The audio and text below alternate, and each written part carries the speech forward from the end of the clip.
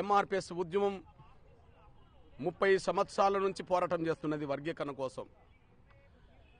ఈ విజయం కోసమే 30 ఏళ్ల తపనతో కూడిన పోరాటం జరిగింది.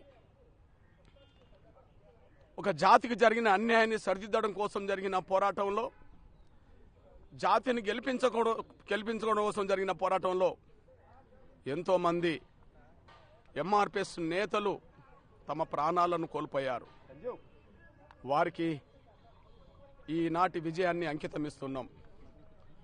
30 ఏళ్లుగా అలుపెరగని పోరాటం చేస్తూ వచ్చిన, కష్టాలు వచ్చినా, బాధలు వచ్చినా, దెబ్బలు తగిలినా, జైలు పాలైనా, నిందలు పడ్డా, ఎన్ని రకాలుగా అవాంతరాలు అడ్డంకులు ఎదురైనా మొక్కవోని దీక్షతో, అకటింత పట్టుదలతో 30 ఏళ్లుగా ఉద్యమాన్ని ముందుకు నడిపించిన ఎంఆర్పిఎస్ మాదిగ బిడ్డలందరికీ ఈ విజయాన్ని అంకితమిస్తున్నాం.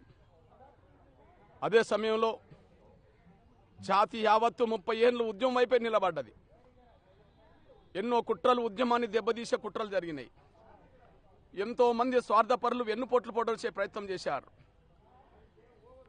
స్వార్థపరులైన పలుకుబడి వాళ్ళు అడ్డంకులు కల్పించే ప్రయత్నం చేశారు. అయినప్పటికీ సహనం కోల్పోకుండా, పట్టుదల వదలకుండా ఈ పోరాటాన్ని ముందుకు నడిపించాం.